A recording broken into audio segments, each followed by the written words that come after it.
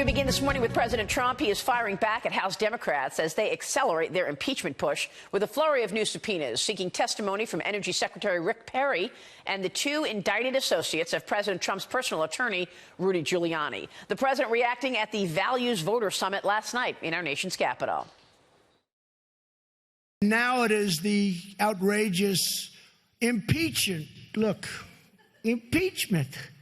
I never thought I'd see or hear that word with regard to me, impeachment. It's a witch hunt. It's based on a single phone call of congratulations to the president of Ukraine, which they fraudulently mischaracterized to sound absolutely horrible.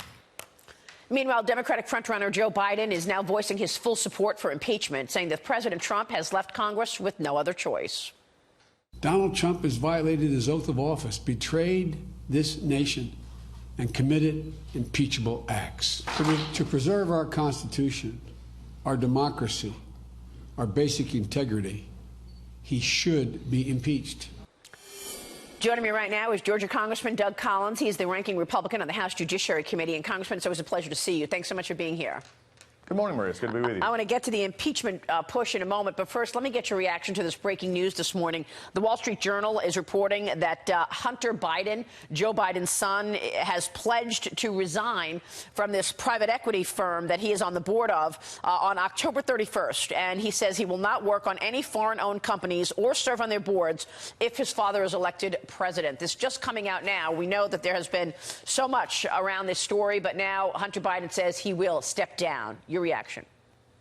Well, it's pretty amazing now that Hunter Biden, after the light has been shined on to what seemingly is some interesting deals that were in Ukraine and China and other places, now you're going to come out and say, well, I'll step away from all of this because it might seem to be a conflict with my father if he ever become president, which I think is a big leap of faith here to start that. This just shows you how much that this is just a messed up situation and how much that there were other things going on. And all the Democrats want to do is focus on President Trump because they don't like President Trump because of everything going on. I think this is just another way to save a flailing campaign that's going down. He knows he's in trouble, and this is just another way to try and detract attention. Now, we know that there have already been 3 testimonies behind closed doors as part of this impeachment push, another one on Friday. Some of it leaked out, and then other things from that cannot be leaked or discussed.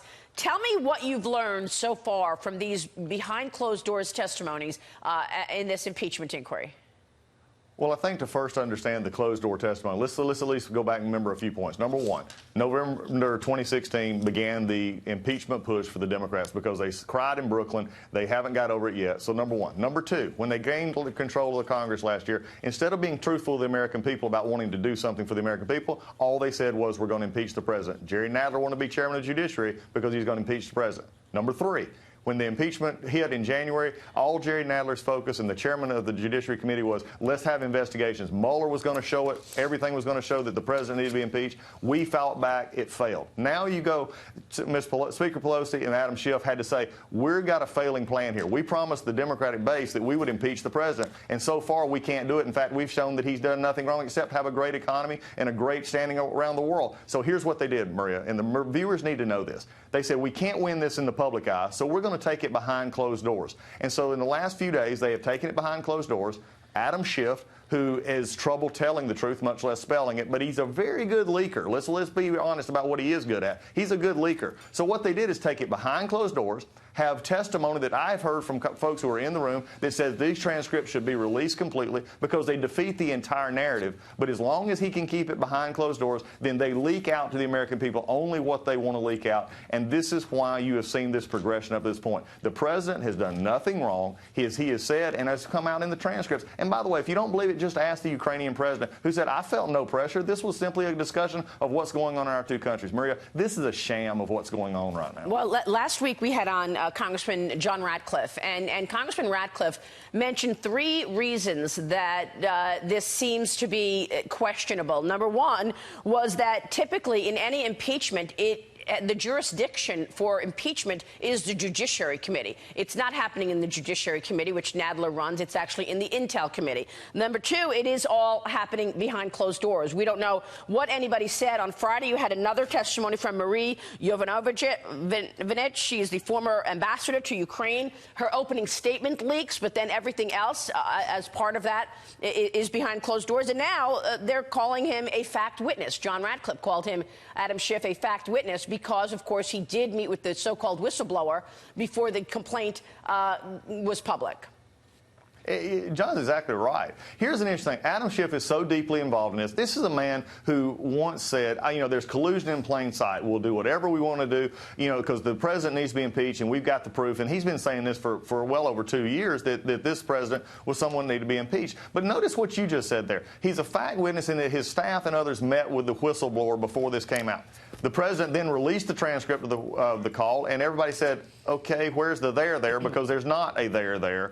And yet they had helped put this out. In fact, many reporters said if you look at the whistleblower complaint, it was laid out in a way in which Adam Schiff could then go to committee and start to talk about this, and then keep it behind closed doors to only get out what they want to get out. But it's not just the Judiciary Committee that's been left out here. The Foreign Affairs Committee has been left out here as well. Speaker Pelosi knew that Adam Schiff would do whatever she wanted him to do. He's done it for years. He's doing it now. And the American people are the ones that suffer here. If they want to overturn a 2016 election, then I would recommend get in the field, have a candidate who knew where some of these states were to actually go campaign, and do that in 2020. You don't turn over an election based on the fact that you hate a president who got elected, who beat the person you thought was going to get elected. And then, by the way, he also put in he's working on trade deals. We have an economy. They can't beat him on the facts, so they're going to beat him on the lies. But what are you going to do about it? I mean, your colleagues on the left are in control. They are in the majority.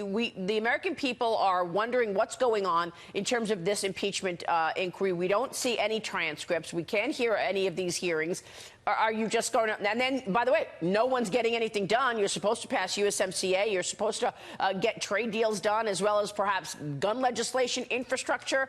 So what are you going to do about it? Well, if anybody's watched me over the last 9 months in particular, I don't sit back and take it. That's why I'm here with you this morning. That's why we've been talking about this story. If Adam Schiff wants to have it behind closed doors, my job is to pick the lock. Mine is to open it up and say, look at what has actually been happening here. Look at the lies that have been told. Look at the hearings that have been had, and nothing has came from it. And now, because you don't like the results, you take it behind closed doors.